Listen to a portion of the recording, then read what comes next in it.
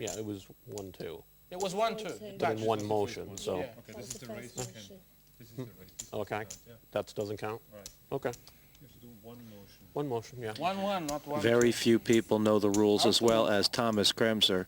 Any decision he makes is going to be tops. But as you said, Roy, the raise is big enough. A stack of reds, 20,000. And, oh, Tice is calling. Wow. This could be powerhouse territory. Last time he called it an ace-king, dipping down for king-queen. Tice looking to hit a pair. And Paul Welk feeling a bit unlucky about this string raise right now, Roy. He'll hope to balk the king and queen from the flop. Oh, no! Look at this. 3 nines for Paul Welk, but Tice with the stone-cold nuts. This guy's clueless. He flops the nuts and he comes out betting. All in. Easy call for Paul Welk, but he needs to hit, and he is gonna be sick like a nauseous pill when these cards get turned over. But he's actually got a 28% chance of winning because he has 3 nines. So he can hit a jack, a 10, or the remaining 9 to make a full house or 4 of a kind. I'll just give him 3 back from the pot. A running pair would work as well. Tice needs to have this hold. Paul Welk playing the pot of his tournament right now. This pot is 128,000, and if the board doesn't pair, get the syrup of Ipecac. Now, when this guy turns over the stone-cold nuts, Donica O'Day and Tony G will fall off their stools. How on earth can you flop the nuts and come out betting like that? Wow. 2 cards to come and 2 big powerhouses here. Paul Welk out unless the board pairs. Here it comes. Nuts, you gotta... And sweating and I flop. Turn card. That's still Tice. Now a 6, a 9, a 10, or a jack, or else Tice is tops. Welk on his face. Here's the river. Is it a killer? No, 3 is a blank, and Paul Welk could not make the 3 nines hold. He'll be a little bitter there about the way it ended with the string bet, Roy, but nothing he could do. Them's the rules of poker. No, absolutely not. I mean, essentially, you know, pre-flop he'd have been quite happy to be called by Queen King, and it's just the way the thing panned out. I don't think he did too much wrong today. Unfortunately, there at the end, he might have got it through if he'd gone in pre-flop, but that's the way the game goes. But he had every chance there, even though he was against the made nuts. Pair the board, and I get the lot, but it just didn't happen for him. World's Fair and a little bit more that hand. The flop brought something for everybody. 3 nines for Paul Welk, but a 9-10 Jack Queen King straight for Tice. River or turn didn't change nothing. And straight beats 3 of a kind in this man's army. But I've never seen play like that. The guy flops the stone-cold nuts and tanks in all his chips with the speed and passion of Charlton Heston on a chariot. When I saw the flop come out, it was kind of like, oh, that's a tough hand. King, queen makes the straight. And it's like, but I think maybe if I would have got all the chips in on before the flop, it might have been a little different. I'm not sure. He may have called, may not, but that's how it goes.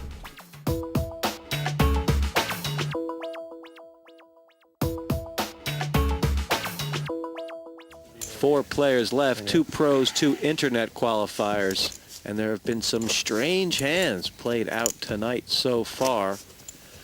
Tice, your chip leader with 220,000, and Tony G, short stacked, but with 100,000, Roy. He's comfortable enough. Oh, absolutely. He's got the right people to his side. I'm up for sale. Tony G says, it's my big blind. These chips for sale in a sing-song manner. Tice wouldn't be playing those things in a snowstorm. Put it all in. And Donica's Put it all folded in. as well. All in, right?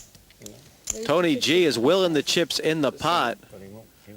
But Michael Shaw has put most of them in. It was a big raise. It was 45,000 raise, and Tony G's gone all in.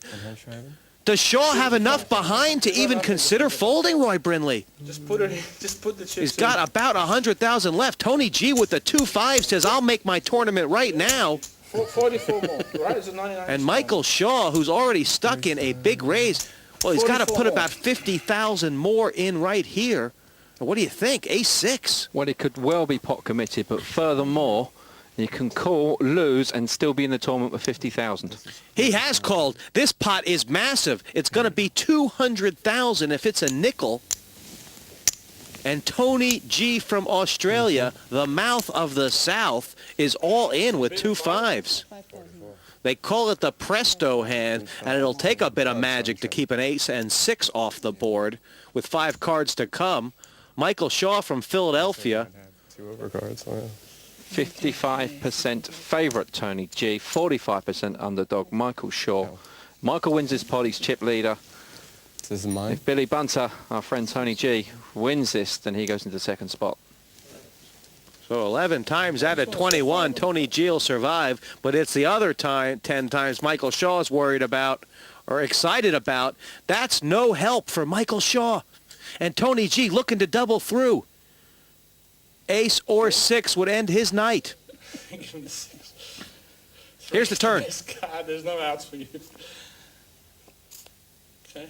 That hasn't changed things, Roy. Hit the 1 ball. card to come. You want to put bid? G looking Any card, strong. you can choose any card now, except ace or 6. Shaw says, give me a bullet. 7. It's not. You can choose a 7 Board from has him. paired. There you go. Like Tony See? G said, and Doesn't matter 7s and tactics, 5s will you only hold have up. a And Roy 50% Brindley, that's going to chance change this game around. Short-handed Texas Hold'em, that's how it turns around. Tony G in last spot just a few hands ago, catapults himself up into second position, and to me he's favourite. He's the only player on this table with passion, 50-50. panache and flair. They don't trust me.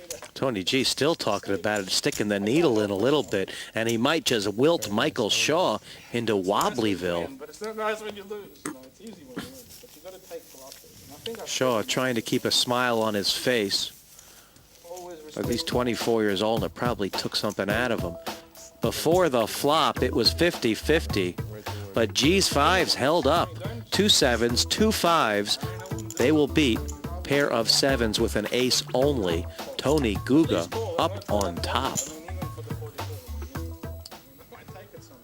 And that double through from Tony actually didn't bring him to the chip lead. Tice, of course, still in front with 220.